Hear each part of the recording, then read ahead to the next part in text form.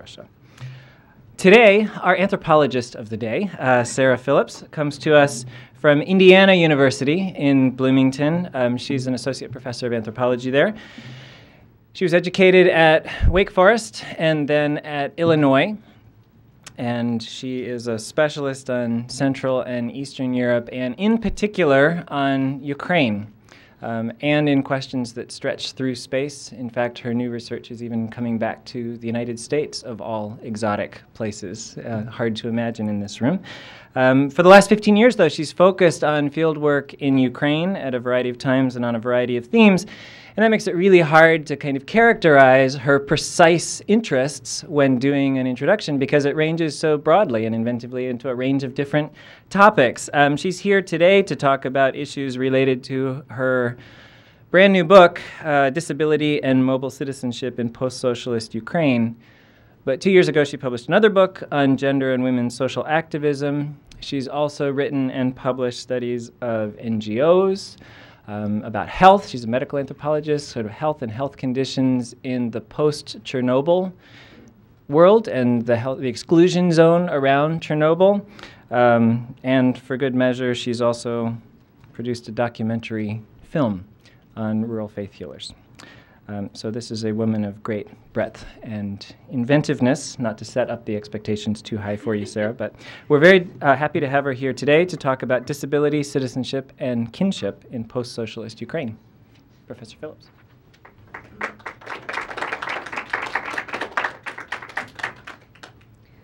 Thank you for that lovely introduction. It was wonderful. It's such a pleasure to be here. I'd like to thank Chris and everyone there and the associated institutions here at Michigan for inviting me. Can you hear me in the back? Okay, maybe. Is that? Just let me know if you have trouble hearing me, okay? So I am going to do my lighting effects here. All right. So, in today's talk, I would like to present a few sketches from my book, Disability and Mobile Citizenship in Post-Socialist Ukraine. And I have to brag a little bit. It reached the warehouse on Friday. Thank you. So I have one in my hot little hands. I'll pass it around. Shameless self-promotion there. As well as some new material that I'm working on for an article in process. So if you have come expecting all the T's crossed and all the I's dotted and a polished argument with hypotheses and conclusions and all of that, I fear that you might be disappointed because this really is a presentation of some ideas that I'm thinking about, and I very much welcome your input on these ideas and your interpretations of some of the media materials and narratives and things that I'm going to present today. The book is based on ethnographic research I conducted between 2002 and 2009 in post-socialist Ukraine on the disability rights movement and the diverse experiences of people with disabilities in a time of social upheaval. Much of my fieldwork has taken place in Kiev. It's the capital city of about 2.3 million people. But the fieldwork has also taken me around to different regions of Ukraine. So I've spent time in Lviv in western Ukraine. I've spent time in Donetsk in the east. And I have met and interviewed people from regions all over the country. And I've also done a little bit of fieldwork in Moscow on issues of disability and disability rights.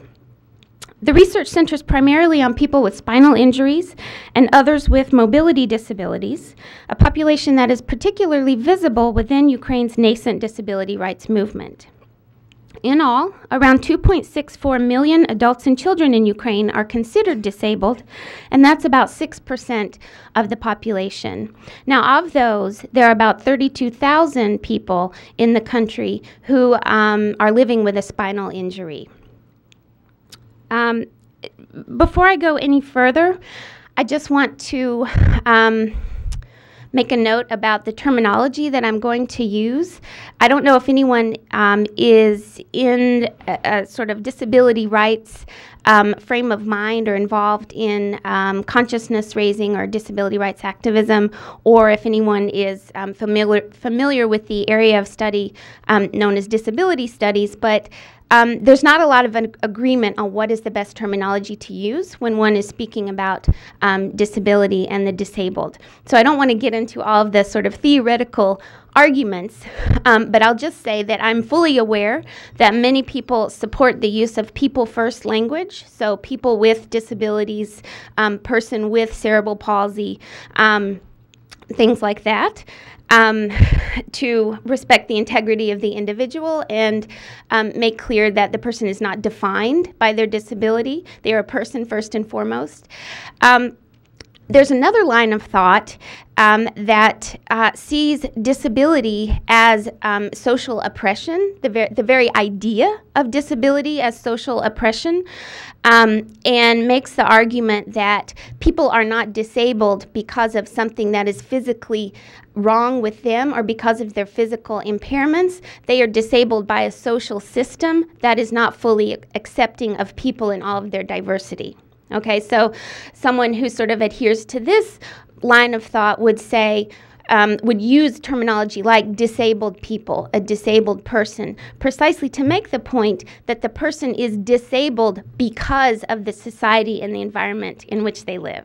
Okay, I am of this the sort of stream of thought, at least at this point in my career, that I do tend to talk about disabled people, disabled persons, because I do see it as a form of social and environmental oppression. So just to let you know, I'm aware of the debates, and that is how I'm going to talk about it today. Okay. All right. Okay. To be disabled in contemporary Ukraine often means to live in social exclusion, inhabiting what many disabled persons and their families refer to as a parallel world.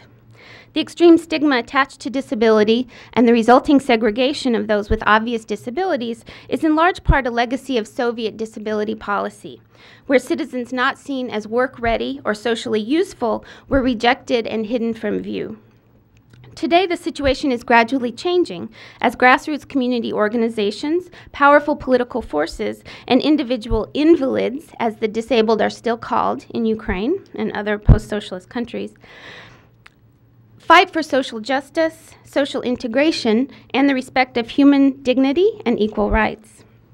Accessibility concerns are slowly being addressed in major cities, where public transport and new buildings are increasingly made more accessible to persons with sensory and motor impairments, and modest strides towards inclusive education have been made in a few schools and universities around the country. As an anthropologist, I've been particularly interested in understanding changing perceptions of self and personhood among the disabled, as persons identified as invalids negotiate the social, economic, and political transformations that characterize post-socialist spaces like Ukraine. How do people, as individuals and groups, argue for their own social worth when confronted with overwhelmingly negative public perceptions of disability and the disabled? How do they make claims for recognition as full citizens and for the fair distribution of resources? These struggles are particularly vital in contexts of state retreat and the neoliberalization of social welfare. To explore these issues, I have documented the creative strategies being used by the disabled in Ukraine to assert claims to full citizenship, strategies I refer to as mobile citizenship. These strategies are manifested in many areas, including public discourse, community organizing, personal narratives, and the quotidian practices of everyday life. The concept of mobile citizenship is particularly rich for exploring intersections and intertwinings of disability and mobility in a variety of contexts. The disabled in post-socialist Ukraine are very much looking to become the kind of, quote, mobile, flexible, self-enterprising subject that increasingly defines the standard of what it means to be a citizen in a world of global capitalism. And there I'm quoting the anthropologist Iowa Ong.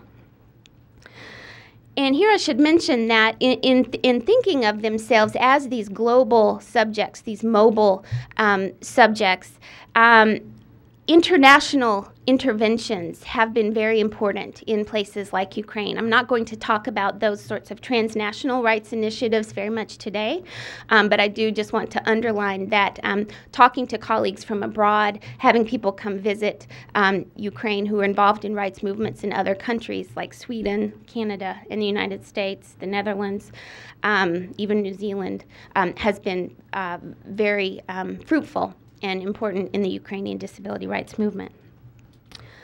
But for disabled Ukrainians, how is such mobility achieved in the absence of adequate rehabilitation technology, an accessible built environment, or adaptive technology? Does one have to be physically mobile to be a mobile, flexible, self-enterprising subject? Or can social and economic mobility be enacted rather via social relations, the internet, the World Wide Web, and other means of digital communication? If one achieves a certain state of mobility, whether physical, social, or virtual, is one then no longer disabled? These are some of the questions I grapple with in my recent book.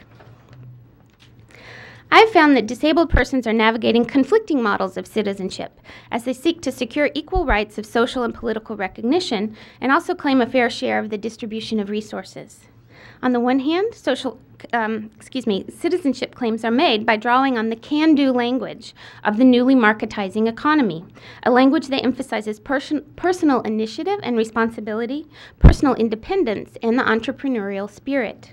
At the same time, also important are historical models of what anthropologists have called biological citizenship, or to quote the anthropologist Adriana Petrina, claims for a form of social welfare based on medical, scientific, and legal criteria that both acknowledge biological injury and compensate for it.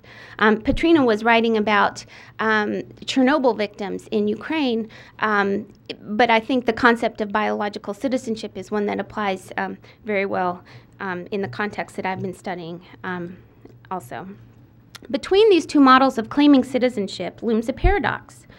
Marginalized subjects, such as the disabled, are being asked to become independent and unravel their support networks at precisely the moment when state retreat and the withdrawal of social safety nets leave them without much needed resources. How are people dealing with this? One strategy is to organize community supports to take up the slack. Thus, we see a proliferation of mutual aid associations founded to serve marginalized populations, including people with disabilities and their families. And I want to make the point that I'll come back to later that this phenomenon of the mutual aid association really emphasizes this idea of interdependence. And interdependence is a perspective that has been very important in rights movements in the US and in Canada and the UK, and it's also made its way to Ukraine.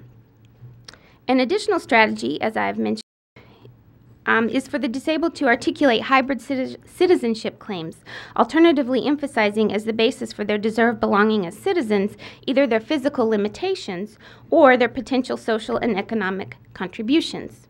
Representative narratives include the following, and these are quotes from some of my interviewees. Excuse me. Quote, "I need the state's support to give me an equal chance with healthy people to become economically self-sufficient," end quote. Or, quote, "Since I cannot navigate the inaccessible built environment in my wheelchair, the state should fulfill its promise to provide me with a car, which would allow me to secure employment and contribute to the country's economy," end quote. So you can see how people are using this idea that if I could only get sort of a baseline of state support, then I can become independent from the state's care and economic support. So I've told you all this because this is the context, right, in which the conversations are taking place. This is the context in which people who are disabled are sort of arguing for their place in this new society, right? So you have the retreat of the welfare state, you have the retreat of the state from many areas of people's lives, but you also have a population that is extremely vulnerable, right? State pensions are very low. It's about $150 a month is the average state pension for someone in the most serious category of disability. and the cost of living is not that much lower in Ukraine these days than it is in other parts of the world. And so people are really, trying to figure out how to argue for their social worth. So that's just sort of the context that I wanted to tell you about. All right. Another broad strategy to argue for the social worth of the disabled, and this is the phenomenon I will focus on today, includes various efforts to insert disability issues and disabled persons themselves into the collective imaginary. Attempts, in other words, to make the disabled more visible and thus generate a discussion about disability experience, disability rights, and related issues. This consciousness raising involves an array of activities, including formal public demonstrations, protests, and sporting events. And you actually see one of these public demonstrations here on the top left. This is an annual event that takes place in Kiev, where members of different disability organizations for people with spinal cord injuries come to the center of the city and show people on a daily basis what kinds of barriers they have to get over, right? What sorts of barriers face them in daily life. So it's an annual consciousness raising campaign. Also important are interventions in mass media, such as television specials and documentary films, discussions in the press and other media outlets, participation in online discussion forums, informal public performances, and others. Overall, I have found that these outlets are important for mobilizing a more inclusive citizenship for the disabled because they may help expand notions of relatedness, kinship, and mutual responsibility in ways that resonate with people in post-socialist contexts. In my current work in progress, I'm exploring how those interested in promoting disability rights in Ukraine and Russia are using the language of kinship and family to offer potential reimaginings of how social responsibilities can be delegated, how family and kin are defined, and how personhood is assigned. This kinship work is only just beginning in the Ukrainian disability rights movement. But I believe such reformulations are an important part of generating a more mobile, tolerant, and interdependent citizenship to the disabled population and other marginalized groups. In this line of thought, I am particularly indebted to the anthropologists Raina Rapp and Faye Ginsburg and their work on disability, kinship, and citizenship in the contemporary United States, which illuminates the potential of public narratives on disability to expand what they call the social fund of knowledge about disability and, quote, widen the space of possibility in which relationships can be imagined and resources claimed, end quote. So I want to pause just for a few minutes and tell you a little bit about the arguments that Rapp and Ginsburg make in this regard, because they're important for the rest of my presentation. They really focus on public storytelling in the United States in regards to disability and the idea of the disabled family.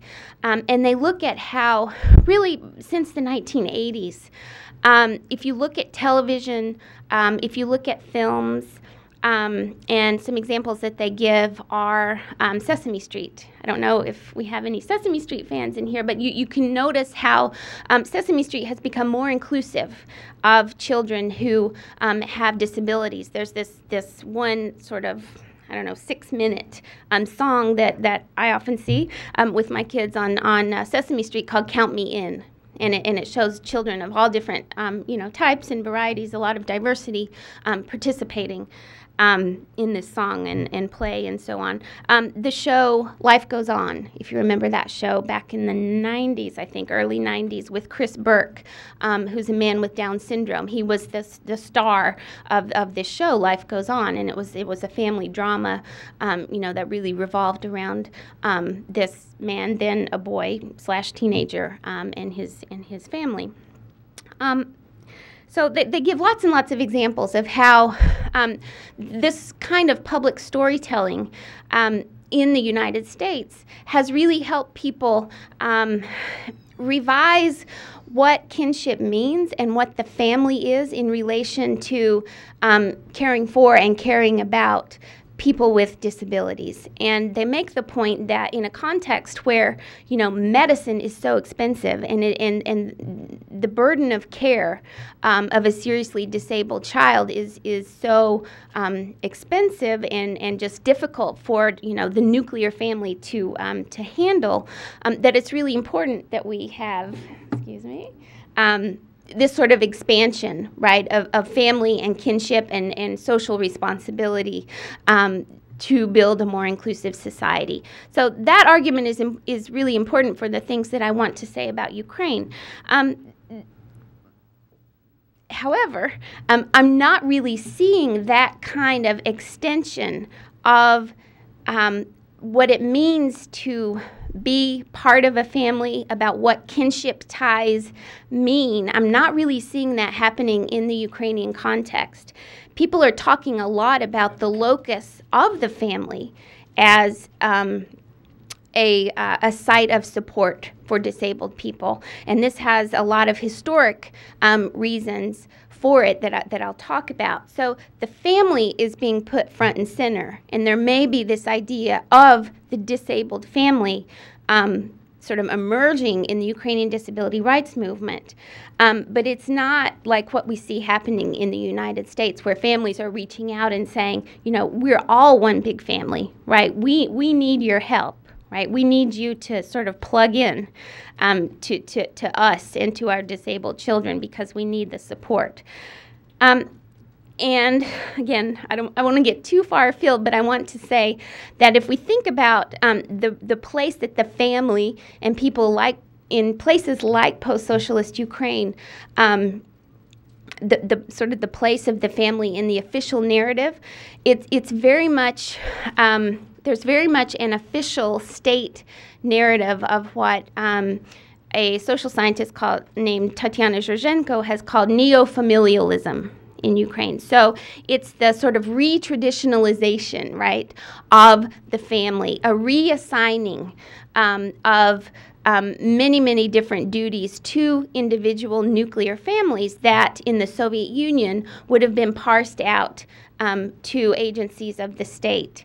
And so you really see a reprivatization of the family. It's really an idealization of the nuclear family, the wife, the husband, the 2 or 3 kids.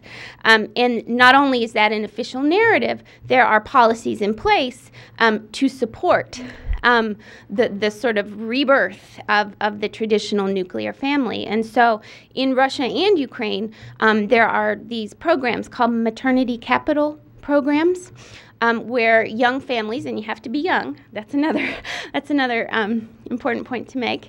You have to be under 30, I think. I don't think it's even under 35. I think it's under 30 to get this sort of package of benefits as a reward, basically, for having, in Ukraine, it's for having a 3rd child. In Russia, I'm not sure what the what the criteria is, but it's in the midst of a perceived demographic crisis. The state is encouraging young families to maintain that kind of traditional nuclear family structure and have lots of kids. I could go in many directions with this discussion, but I want you to think about the place that the disabled family is going to have in that narrative, right, of neo-familialism. Not much, right? Because if you look, especially in the Ukrainian context, where there are lots of fears about, like I said, a perceived demographic crisis, a perceived de-Ukrainianization of the population. The state is defining the family and the ideal family in very narrow terms, right? It's a Ukrainian family. It's a Ukrainian family where traditional kind of national, ideas and values are going to be reproduced, and there are lots of sort of neo-eugenicist ideas in there about what constitutes, right, a proper, healthy family. You can imagine that when a family has a child with a disability born, they are not going to be able to easily insert themselves, right, into that kind of narrow narrative. So the question for me becomes, then what do they do? right? Do they in fact try to argue along the state's terms, right? Do they try to pick up that language of neofamilialism and the importance of the family and insert themselves into that narrative? Or do they try to kind of blow that narrative apart, right? Do they try to say, this is not working for us? Look at all the families who have, disabled members. This kind of narrow definition of the family and of the sort of ideal deserving family is just not going to work, and here's why. So I don't have the answers yet. I'm looking for the answers, and I'm going to share with you a few examples of where I see this kind of work being done. So hopefully we'll have an interesting and fruitful discussion at the end. So let me get to the examples, because I know that's what we're most interested in. Okay. In this talk, I would like to introduce some diverse examples of how disability is commonly framed and stereotyped in the Ukrainian popular imagination, and also discuss the creative ways in which those interested in promoting disability rights are engaging with such stereotypes to represent the self, and here I use represent like represent and also represent, right, the self, to engage in public re-education, and ultimately argue for a more meaningful belonging as full citizens of the Ukrainian state. Some of these engagements involve introducing new ways of speaking about disability, while others are more about performing disability in everyday life in ways that upset established prejudices. I conceptualize the following examples as sketches, or rather as acts in a disability play that has no curtain. That is, the play is open-ended, both in terms of the action and the possible interpretations. And again, I welcome your interpretations and discussion of these as well. So let me proceed then with Act 1 of Freaks and Men. On August 11th, 2006, several dozen new billboards went up in Kiev. Normally, the billboards would not have caused a stir, since by 2006, Ukrainians had grown accustomed to the colorful barrage of advertising now omnipresent all over post-Soviet cityscapes. But this one was different. It featured simple white letters and graphics on a somber black background and was divided into two horizontal sections. The top included just 4 words, Mama, chemu ya urod, or Mama, why am I a freak? This is in Ukrainian. The text was flanked by a white handprint that, as explained by one of the billboard's creators, did not look quite right. The handprint was 6-fingered, hexadactyly, thus signaling the freakishness or monstrosity of the otherwise disembodied child narrator. Along the bottom of the billboard ran the message, drug addicts cannot have healthy children. What exactly is an urod? Urod is a Russian word used to insult and demean. In Smirnitsky's Russian-English dictionary, it is translated variously as freak of nature, monster, monstrosity, ugly person, and fright. Calling a person urod denies a common humanity. What was the word doing on billboards in the middle of Kiev? It quickly came to light that an organization called the Association of Outdoor Advertising of Ukraine, the AZR, had commissioned the billboard for its Life is Better Without Drugs campaign, which it had initiated as part of ongoing efforts to develop a culture of and a market for so-called social advertising in the country. Public service announcements and social campaigns promoting health, safety, and wholesome lifestyles are rare in Ukraine, where there is a culture of resistance to public service messages, which might tend to remind many people of Soviet-era propaganda campaigns. The discussions that swirled through Ukrainian newspapers and the internet regarding the Mama, Why Am I a Freak billboard are a window onto the nature of contemporary public discourse about disability and difference in Ukraine. In many ways, the Ukrainian public lacks a common language with which to talk about the phenomenon of disability. In articles about the billboard that appeared in some of the most widely read Ukrainian newspapers, news weeklies, and internet papers, there was strikingly little critical analysis of the violence the billboard's image and text perpetuated toward people with disabilities and their families. The billboard encapsulates the common framing of disability in Ukraine and many other world regions as the price paid for one's sins or those of one's forebears. The birth of a disabled child is often interpreted as moral retribution. In this case, the drug-addicted mother gives birth to a freak. This leads to negative perceptions about the disabled family as a dysfunctional, perverted family, an important point to which I will return. Although reportedly many of the thousands of complaints received by the AZR about the billboard were from parents of children with disabilities, this fact was not highlighted in most media discussions. Unfortunately, disability rights advocates did not launch an overt protest of the Freaks campaign. If they had, it could have been an important intervention.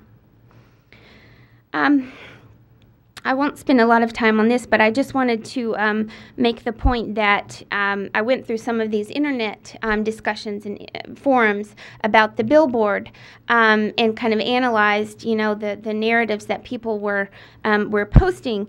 And I noticed that very few people were critiquing the use of the language. And in fact, it almost seemed like the billboard gave people a license to use their own kind of demeaning language. And so well, actually, let me first talk about how journalists sort of took this idea and ran with it, right? And so there was this one headline in the daily tabloid Сегодня where the author sort of took the idea of the freaks and made a sensational headline out of it. Who is scaring Kiev with freaks? And here on the second page of her article, you had a sort of another headline that says, "Freaks have entered the capital." So again, you know, you see how she's sensationalizing this, which, you know, isn't surprising. They want to sell newspapers. But I also want to point out here that the photograph that was chosen, it's a really sort of straightforward comparison, right, of this ideal family below. Presumably we have, you know, a nuclear family with a child in a stroller is being juxtaposed with, you know, the freakish family of the drug-addicted woman and her child. But like I said before, it was like journalists taking this term and putting it to their own use also gave people who were posting on the internet a certain kind of license. So, I mean, ironically, some of these people were, you know, criticizing the billboard and saying, you know, this is a really bad thing, but they were doing so in language that was very, very offensive. So one says, how did they even come up with such a down-ski advertising scenario? And using down-ski to mean someone with Down syndrome. The ad is crippled.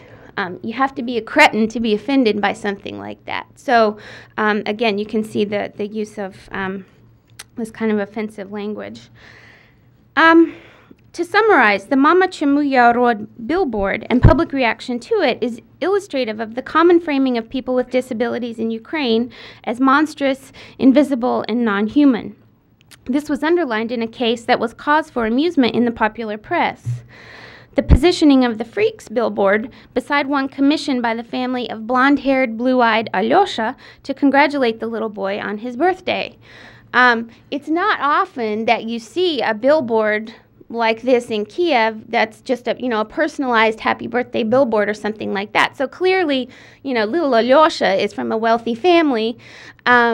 You know, it's sort of got all the trappings of happy childhood on there again, which is being juxtaposed with this other kind of family. Journalists and others interpreted this happenstance arrangement as a perversely funny but unfortunate juxtaposition, solidifying as it did a clear distinction between normal and freakish, ideal and imperfect. Here we see a vivid example of how families with a disabled family member may be stigmatized, marginalized, and devalued in comparison to so-called normal families. All right, so just wrapping up Act 1 here. The stigma of disability is nothing new. Disability has been stigmatized the world over throughout history in various ways and contexts.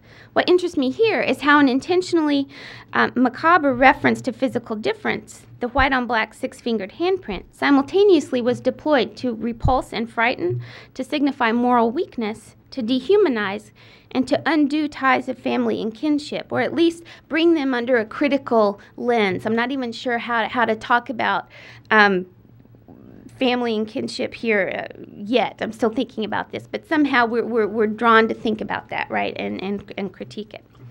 As a result, the billboard both illustrated and perpetuated the exclusion of people with disabilities from full citizenship in Ukrainian society. The disabled here became non-citizens, without proper or acceptable bodies. Only a handprint was left behind. Without choices, the powerless child appeals to his or her mother, who is blamed for the child's disability. Without functional families, and without voices. This brings us to Act 2, Finding the Lost Children. Act 2 begins with a case of an article published in the Lviv newspaper Express entitled Mutant Children, or Diti Mutanti. And as I talk about this article and the response to it, I want you to keep in mind the billboard that we just talked about and sort of those discussions. The article evoked letters of protest from the leadership and members of the Nadia Association of Parents with Children with Cerebral Palsy, including this letter by the group's co-founder, Mykola Svarnik. And I apologize for the tiny type here. I'll read this in a second. These excerpts show how Svarnik and other rights advocates are deploying the language of family and kinship to re-educate the public, argue for tolerance and respect, and reassign social responsibility. So I'll just quickly read a portion of Svarnik's letter.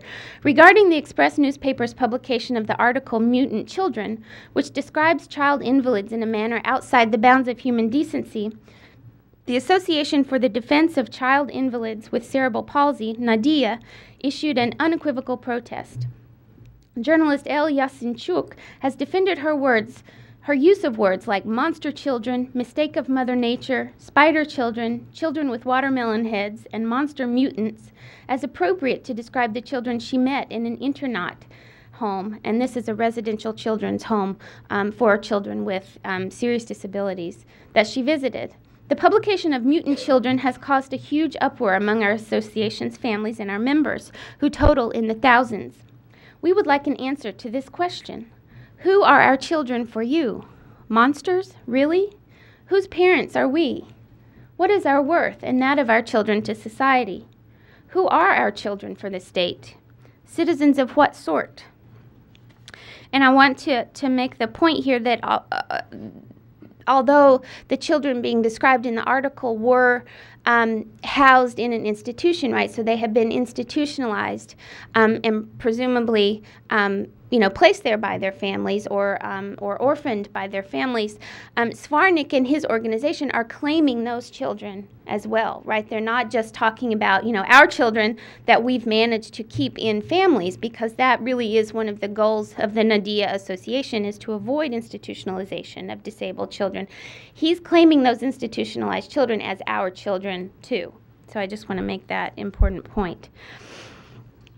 Through the Nadia Parents Association and Jerelo in Ukrainian means like a wellspring, an educational and rehabilitation center he also co-founded. And here I'm going to just show you the web page for this Jerelo Center. Mykola Svarnik and his colleagues strive to change the terms of debate to foster social inclusion. And I apologize, there's not an English version of this webpage. There is a German version, so it's in Ukrainian and German. They strive to change the terms of debate to foster social inclusion.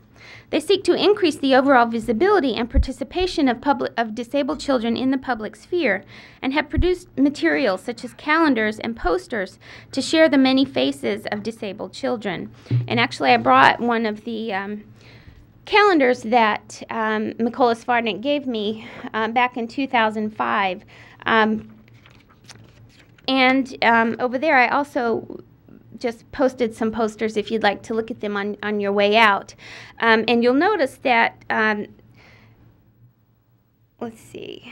Okay, I'm sorry. This is one of the strategies also pursued by the Early Intervention Center in Kharkov, and this is in western Ukraine. So we have Lviv in Western Ukraine, Kharkiv in eastern Ukraine, an organization that promotes inclusive education and family rights.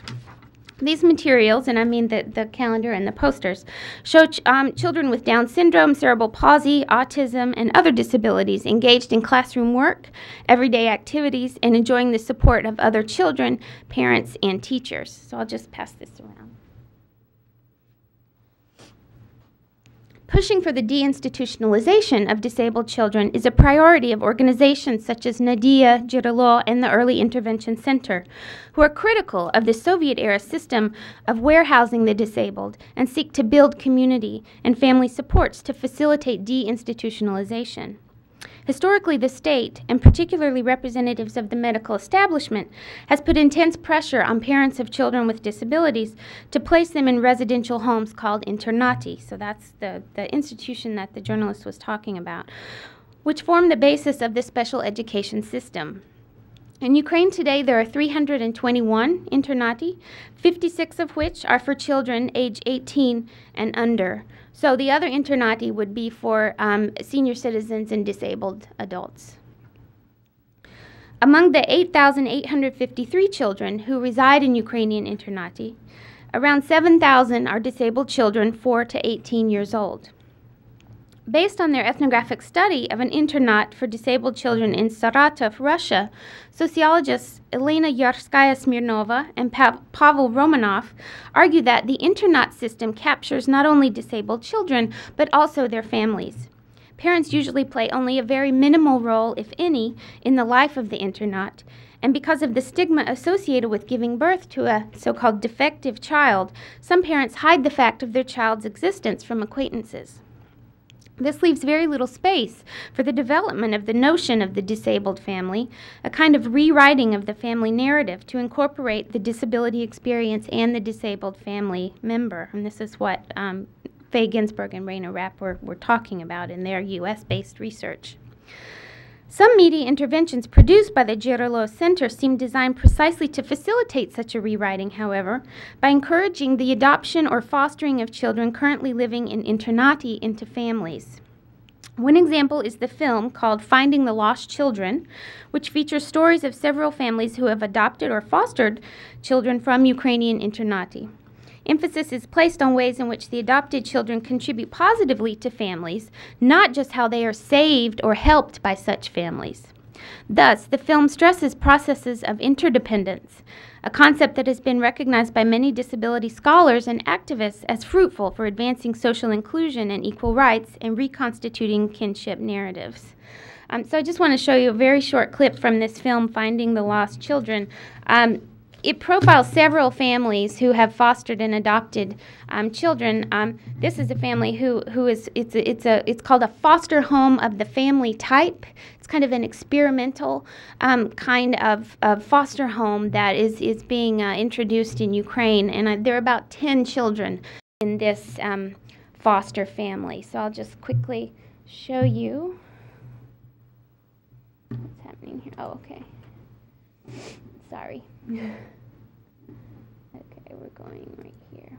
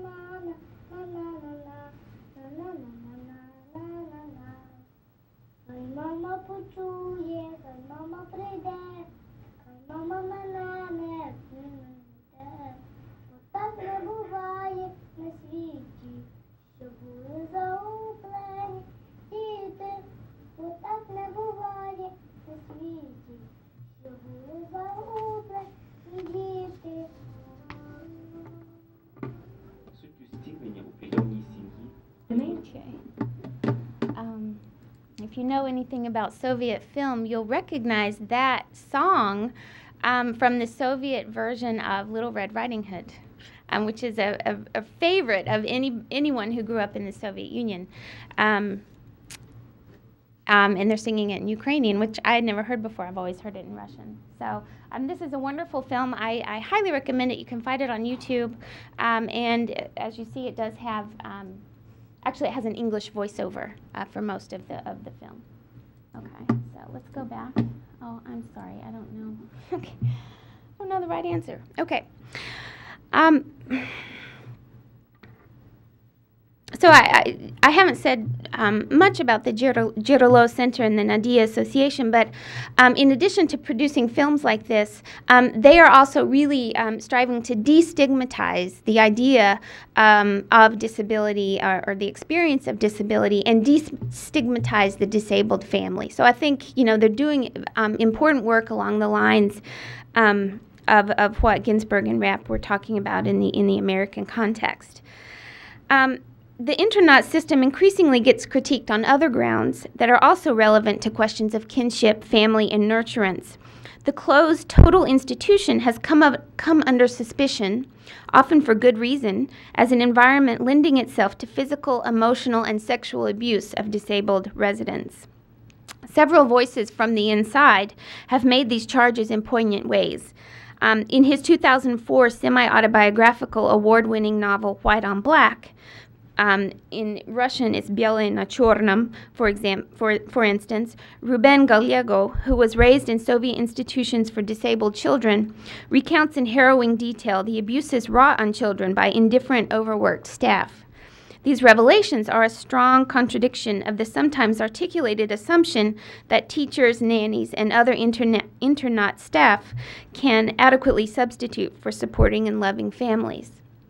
I don't know if anyone has heard about the life story of Ruben Gallego. He has a fascinating life history.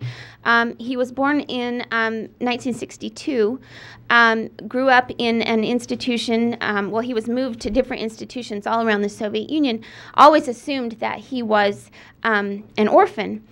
But found out in, let's see, I guess it was the late 1980s, early 1990s, that actually he was the grandson of Ignacio Gallego, who at one point was the secretary of the Spanish Communist Party. Gallego's daughter, Aurora, had studied at Moscow State University. Ruben actually had twins. The other baby died. Ruben was born with severe cerebral palsy, and through various machinations taken care of by her father, Ruben was institutionalized. No one ever knew, that she had given birth to this child, and he only learned about it in the early 1990s. So there are some fascinating films, actually, about his journey to find his mother, Aurora. So I've been analyzing his story in the context of my interest in, narratives of family and disability and kinship. So I think everything is viewable on YouTube these days, but you can view these films, or at least one of them. It was actually a Spanish-made film, but it's in Russian with English subtitles. You can view it on YouTube. If anyone's interested, I can give you the link. Okay, so a similar notion is expressed in the short novel Experiment by Alexander Zhofna, which was the basis for a film by Roman Balayan called Noch Svetla, or Bright is the Night. In addition to being an acclaimed writer and film director, Zhofna is a teacher at an internat for intellectually disabled children in the small town of Novomyrhorod, and this is in Ukraine. The novel Experiment unfolds in an internat for children and youth with multiple sensory disabilities, where two teachers, the male narrator and a woman named Lika, devise an experiment to introduce two of their naive young adult charges, Olya and Alex, to the pleasures of sensual love. Their efforts to pair Olya and Alex fail. Alex rebels against Lika's attempts to prepare him for an encounter with Olya, and the narrator and Olya fall in love.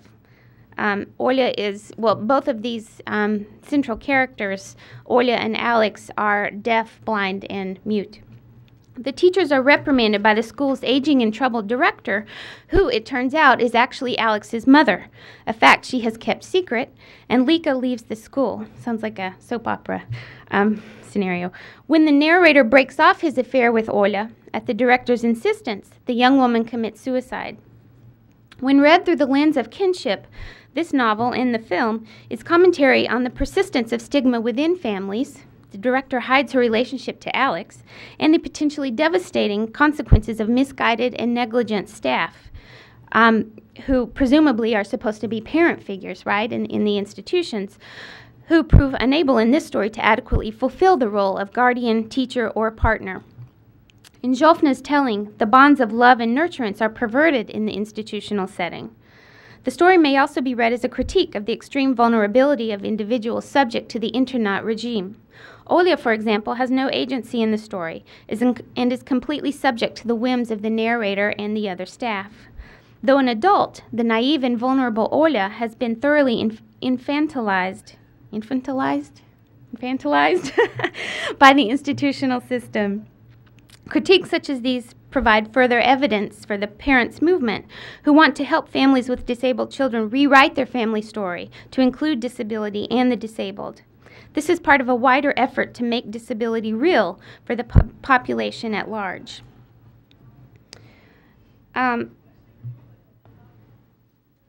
Act 3 is called Making It Real, and I'm going to go through this one very quickly because I'm running out of time and I still have a short documentary film that I actually want to show you. So I think instead of reading my narrative, I'm just going to tell you what happened in the shortest of terms. It was 2006 when I was doing some follow-up research in Kiev during the summer, and a friend of mine, Dmitry, he's the guy here in the yellow shirt, invited me to come out with his NGO that he runs. It's a non-governmental organization for disabled youth that he has in Kiev, and he didn't really tell me what was going on. He just said, we're going to get together and play some music. So we set the meeting point at the main thoroughfare in Kiev. It's called Hryshchatyk. And so on weekends in the summer, it becomes a pedestrian boulevard, and there are, sort of street fairs and beer gardens and all kinds of fun things going on. It's just a pedestrian district. And so I was really surprised that we were going to play music because none of us were musicians except for this guy on the right, a friend of Dimitri's who has the nickname Shaman, probably for obvious reasons. He is a drummer. And so he was sort of our musical anchor, if you will, and he had a bunch of drums and tambourines and maracas and things that he handed out to people. And so, here we were, a bunch of, people who didn't know what we were doing, making a spectacle of ourselves in the middle of Kiev. And it took me a while to figure out, what is this for? And at first I thought, well, okay, so we have this trophy here that's our kitty, right? So the idea is to make some money. So people were, encouraged to put money in the cup to reward us for our beautiful music. But it really wasn't about that. It was about play acting a stereotype. That was at least one of the major functions of this sort of informal public performance, was to play act this stereotype of the disabled as beggars, right? That's a stereotype that's pervasive the world around. And so we were poking fun at that stereotype. And very importantly, this was also a chance to, invite your everyday sort of person walking around the city to actually come up and meet a disabled person. Because, I can't tell you how many times I've heard that in Ukraine. People will say, gosh, I don't really know anybody who's disabled. I've never met anyone, talked to anyone. And so this was an opportunity to sort of put themselves out there and say, hey, we are people, we're fun, we have a sense of humor, we have talent. It might not be very musical, but, people, they were dancing, they were, singing, doing all kinds of different things. So it was just a fun opportunity to poke fun at misperceptions, but also invite people to start a dialogue. And that actually really happened. At one point, I noticed there were about 100 people standing around. Some people would come up and ask to, borrow an instrument. They'd start playing. Some of these guys are accomplished wheelchair sport dancers, which means basically they do ballroom dancing in wheelchairs. So they were sort of, showing off their talents and inviting pretty women from the audience to come dance with them. So it was actually a really important event, and that really did make it real, as I said, for people. Okay, so that's Act 3. Let me just give you some more fun photographs.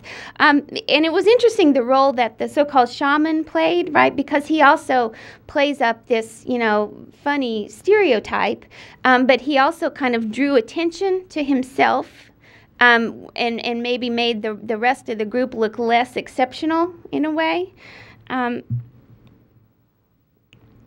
Oh, this was a really sweet little girl who didn't have any money, but she, at a little activity table down the street, she had just been given a box of chalk, so she came and gave us all a piece of chalk. That was her contribution to the event. And it really was an icebreaker because she was really the first one who came up.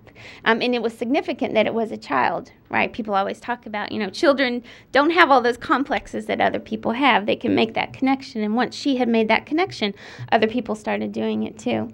Okay, so now we have a short intermission, and I promise it's going to be short. I just want to sort of wrap up some of the many and diverse points that I've already made, and then go on to one last act.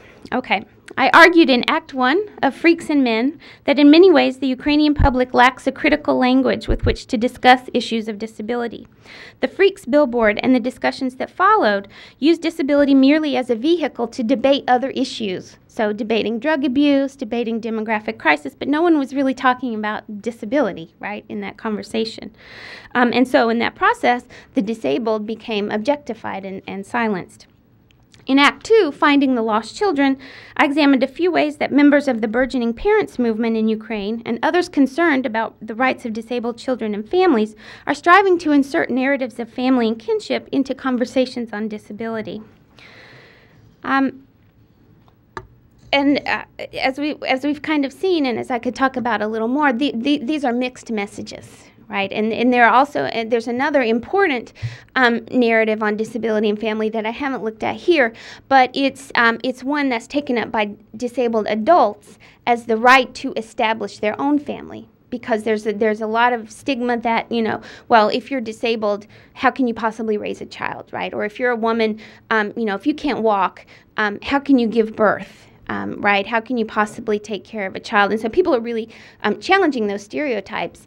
There are many legal barriers for disabled adults to adopt children, and so people are addressing those legal barriers as well. So that's a whole nother set of family and disability issues that I didn't talk about here, but that I could later if you're interested. Okay.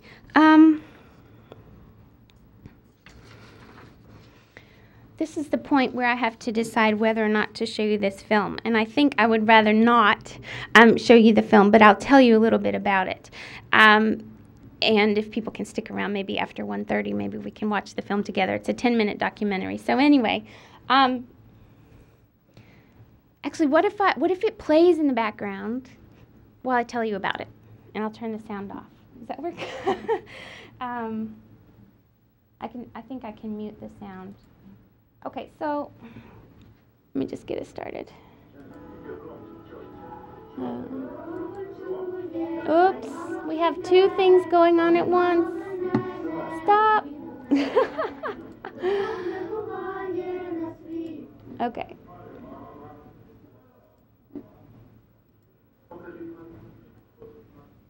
What is this? Okay. Yes, this is a documentary film made by a Ukrainian filmmaker called Ihor Strembitsky, and it sort of really surprised people in Ukraine, and I think people in a lot of other places in the world when it won the Best Short at the Cannes Festival in 2005. So this was actually his film that he made as his senior project in film school in Kiev. It was shot in Kiev in a psychiatric hospital and in a senior citizens home, so a retirement home basically. So the internat that I was talking about, but these would be for adults. And it raises interesting questions about family, about, where are these people's families? Again, I'd rather sort of talk to you now, let you ask questions and things, so I won't say a lot about the film, but there was a very strong reaction to it in Ukraine. Some people were embarrassed and said, is this what we want the world to know about our country? About these institutions and this kind of bleak picture.